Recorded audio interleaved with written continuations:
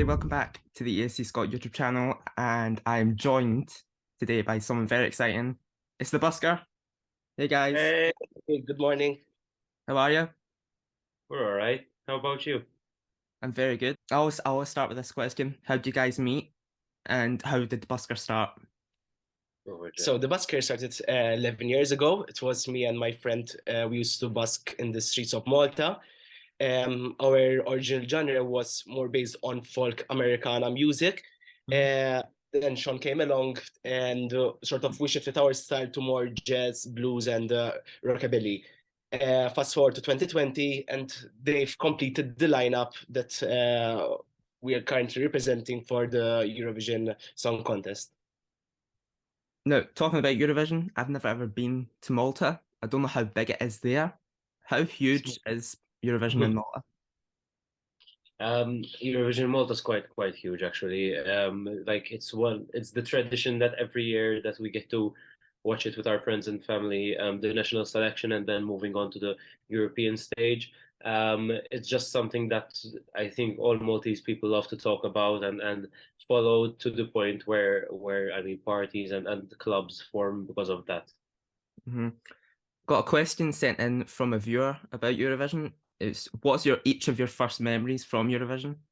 For me, I think when Fabrizio Fagnello won with Another Summer Night, I think that's the first memory I have, which is clear. But surely every year with new representatives, just new memories were formed.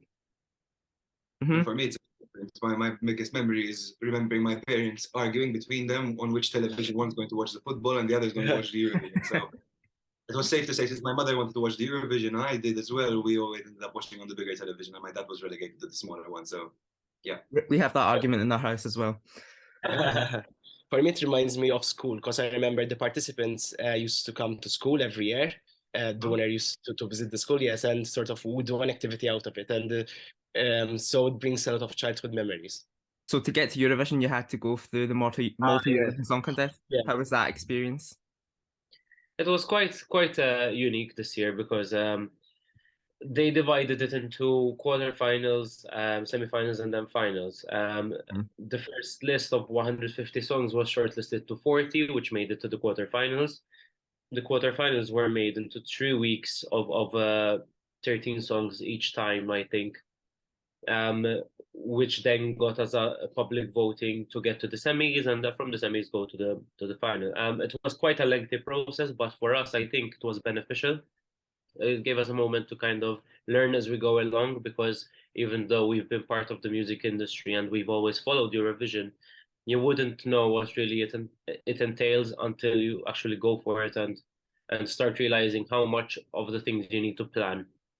And for us, I think it was a learning process of discovering how much detail you need to go into the show. Yeah. It lists all of you on as songwriters on the song Dance Our Own Party. Whose idea was it though? Who's the brains behind the operation? It's I think in this process what we did is that we all pulled in with different songs, and we shortlisted it to the song Dance Our Own Party. It was an idea that I proposed, but up until to the end of how the song is sounding now is just a collaborative process that we all got to the point where we're all adding our flavors to make sure that it represents us fully as a band, you know, that everyone has its own influence and everyone is proud of it. Yep. So yeah. And what's the song actually all about? So basically I think it started off with the idea that the groovy production needed a reference to enjoying yourself, because hearing it gives you a good feeling. But we struggled with the fact that us and how we love to enjoy our time, it's quite unique. But then we realized that there's a topic that a lot of people are not talking about, that post-lockdown, a lot of people didn't feel as comfortable being in social settings where a lot of people are present, because we went from being afraid of each other and fearing meeting up to the point where we're expected to just go back to normal. So we're talking about the feeling of that social anxiety with high levels at a party where we're not retaining the social distancing that we are conditioned to do, and taking yourself out of that situation and putting yourself out into somewhere that you're a bit more comfortable around people you do feel comfortable listening to songs that you enjoy, and basically having your own party. It's a great message, guys. It really is. The music video, one of the best this year. It's a really good video. We had another question sent in from a viewer. It says, see the sweater that you had in the video? Where did you get that from? So many people actually asked that. That's actually store-bought, yeah. I don't know. I heard recently that it went out of stock. I did see that on Twitter as well. Yeah. So basically, yeah, it is store-bought. We had a lot of discussions of what image we should go for. We wanted to go for something which is eye-capturing, but also gives us a level of professionality, and that we're taken serious, not to the point that a sweater would represent that we're kind of comical, because as a band we're very serious about our music. So it was about, I think it was just about right. And it was also a long process. We bought a lot of lots of sweaters. For after the quarterfinals, then we were thinking of changing the outfit and go with new sweaters then for the semifinals of Malta. But somehow, from the positive feedback that we got from the people, we decided, like, listen, this worked for us. We're feeling comfortable in them, so let's make them our image. Yeah. Now, I know from previous interviews that you have performed in Liverpool before. Yes. How does it feel that you're going back? Amazing. I think from Liverpool, obviously, is the place where the Beatles came from. So musically, they brought a lot to the world. So, and us in particular, they were a huge influence on our style, especially in the beginning of our career. So going back there, it's very special because sort of it reminds us from where we started initially as a band. So yes, we're super looking forward to back in Liverpool. So you've been at many pre-parties. You've done Madrid, you've done Israel, done Poland. Guys were amazing.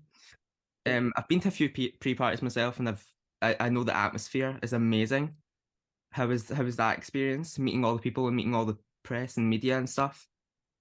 It's definitely beneficial for us. It's giving us an opportunity to not just meet the contestants, but also enjoy our time with the contestants before, obviously, the 2 week prior to the Eurovision itself, because I'm sure everyone's going to be stressed or focused on what they're doing. It also gave us an opportunity to start learning how to calm our nerves going on stage, performing the song ahead of the semifinals night. So that's surely it.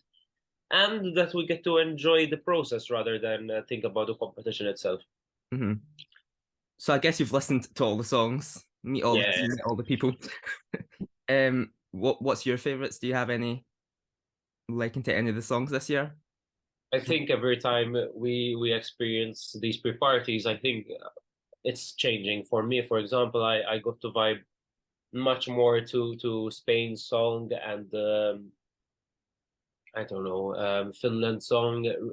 Being at home, my favorite used to be the Dutch Netherlands Burning Daylight, but now I'm looking at I by Blanca Paloma as a very good song. Yeah. It's now officially, I've counted it, it's officially 19 days until the first rehearsal at Liverpool. So we'll get some sneak peeks, some images from your staging in about 20 days. So what can we expect? Is it going to be different from Malta's Eurovision Song Contest, or is it going to be same, different? How much can you tell us? It's going to be mostly more not more of the same, but it's going to be an adaptation of what we had for the bigger stage in Liverpool. It's also going to be us seeing what worked and keeping it, and seeing what didn't work and slightly altering it to make sure it can fit on a bigger stage. Apart from that, all we can say is we're looking forward to showing everyone what we've been working on and what we're rehearsing. Can't wait to see it. Really can. My last question for you guys. I close the interview with this question every single time. What are you hoping to get out of the experience, and what's next for the Busker? I think I think the answer applies to a lot of artists. I mean, from us, we always kept songwriting as a core value of the band. So more music is definitely promised after this. We definitely wish that what we wish to accomplish is the fact that people get to experience our song for those 3 minutes the fullest, and possibly it would be enough for people to latch on for the coming years. Eurovision has always proved to be the massive platform that you in your career is definitely a peak. So we just wish to trail it on as much as possible so that new music gets similar attention. Well, guys, it's been a pleasure. Thank you very much for joining me. Remember, everyone watching this, go stream Dance Our Own Party up until the semi-final. Vote for them on the semi-final as well. Doing so well, guys. Thanks so much for joining me. So much. Thank you. Thank you. Bye. Thank you.